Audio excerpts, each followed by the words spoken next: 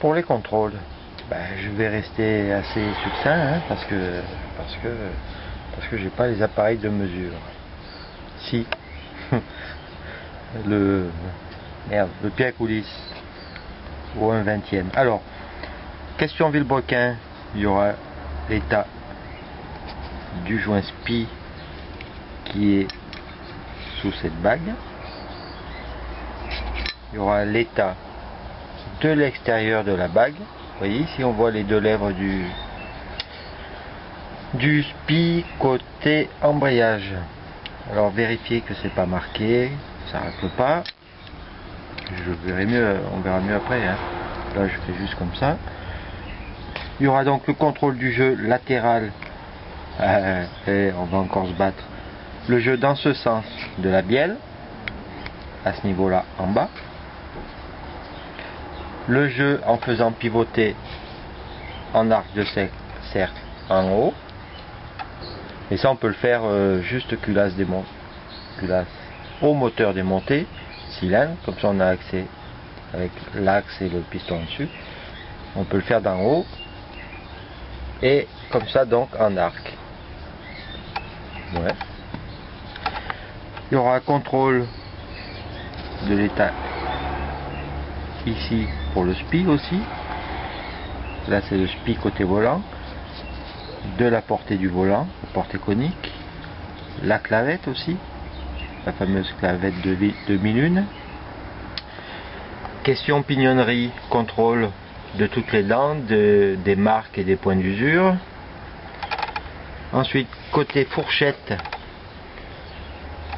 ici les gorges d'entraînement des fourchettes, contrôle du jeu entre les fourchettes et la gorge d'entraînement. Ici celle-là elle va là, il n'y en a qu'une. La double elle ira ici. Oh pardon, voilà, ici. Donc contrôle du jeu.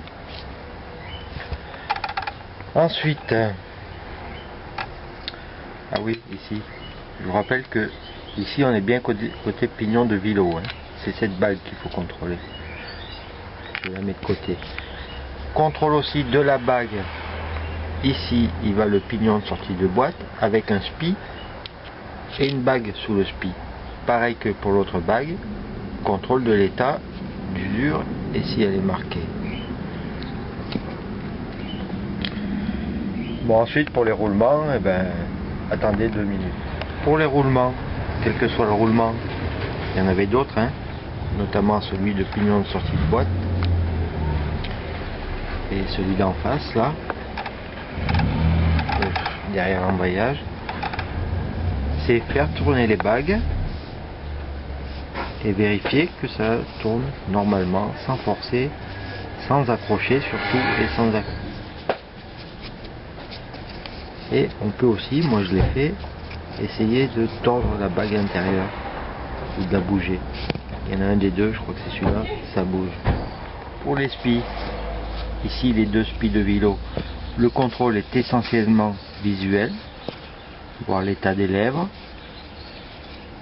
Mais bon, ou alors faut vraiment avoir détecté la fuite et puis on change et basta, parce que à l'usure moi je vois jamais rien, hein. C'est pas la peine. Sauf évidemment celui-là. Hop là. Vous vous rappelez, je vous ai montré l'autre jour. Vous voyez dans l'état où il était. Et ça c'est le SPI côté embrayage. Alors vraiment défoncé. Vous voyez. Bon celui-là on le voit. Effectivement on le voit. Et à mon avis si on roule avec ça, pas top. Hein. Et sinon pour tout ce qui est joint torique, là par contre on peut regarder s'il y a des plats. Là évidemment avec la caméra pareil photo, on verra pas s'il y a des plats. Mais par contre à l'œil on le voit. Ou alors on voit qu'il est un peu effiloché ou fendu. Là c'est bon, on peut changer. Et il n'y a pas que celui-là de joint torique, hein. Il y a celui du pot, entre le principal et le silencieux. Et beaucoup d'autres, notamment dans le carburateur, sur le starter par exemple. Voilà, on verra ça avec tout ce qui est les codes donnés. Mais bon, les codes, moi ça sera surtout, par exemple ici les 2 mm, c'est bon, je les ai pas. 2 mm maxi ils disent, hein, en angle, là comme ça. Ben, je les ai pas. Même à l'œil en mettant, non, je les ai pas. Allez, on verra ça. Voilà, on va parler plus en détail du vilebrequin et de la bielle.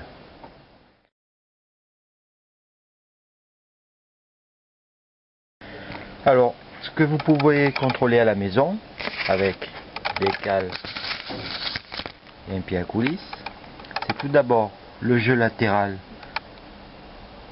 de la tête de bielle. Rappelez-vous, la tête c'est la partie basse, c'est inversé. Il faut maxi 0,75. Je ne vous parle que des maxi parce que de toute façon c'est pas neuf. 0,75 mm de jeu latéral en bas là. Vous voyez que ça bouge un peu. Donc je vais commencer par du 70. Je mets tout là à droite. Bon, le 70 il rentre pas. Je le range. Le 60, eh ben, il rentre pas non plus, c'est parfait. Et 50 et 40. Alors 50 rentre pas. À 40. Puis c'est bien, ça doit être 40, 41. En fait 40 c'est 0,4. C'est des dixièmes, c'est celle-là. Donc pour moi ça c'est bon. Ce qu'il faut mesurer aussi, c'est pas vraiment l'équilibrage, c'est le faux rond des masses. Ici on doit avoir 56 et il faut faire des mesures en plusieurs points. La cote doit être de 56 et ne pas varier de plus de 1 à 5 centièmes.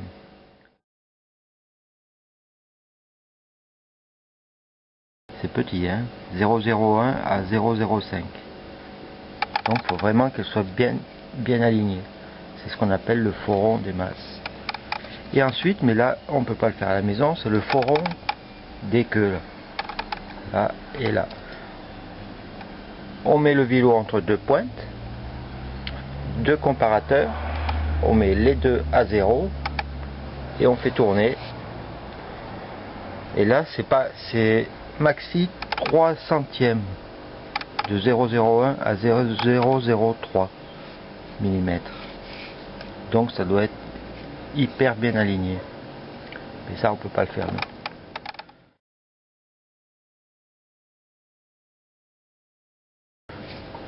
Et ensuite il y a le débattement. Ça on peut le faire juste au moteur déposé. C'est le débattement donc en haut là. Maxi 2 mm. En fait vous voyez bouger mais je bouge l'ensemble. Je dois avoir 1 mm. Donc c'est bon, hein, d'origine c'est de 0,8 à 1 mm. Donc apparemment bielle vilo c'est bon.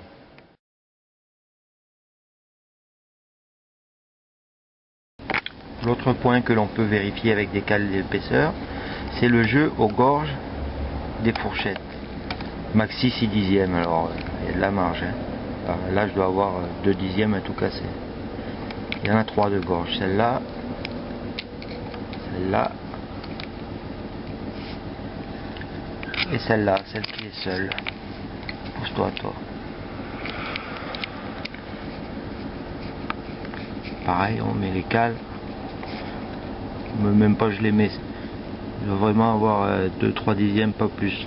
Les maxi c'est 6 dixièmes, donc pour moi c'est bon. Par contre il faut surtout vérifier l'état, voir s'il n'y a pas de marque sur les dents. Bon, l'usure il n'y en a pas trop. Et tant qu'à faire, vérifier qu'il y ait bien toutes les dents. Ça c'est très important par contre. Toutes les dents sur tous les pignons. Et je pense que ça sera bon pour la boîte.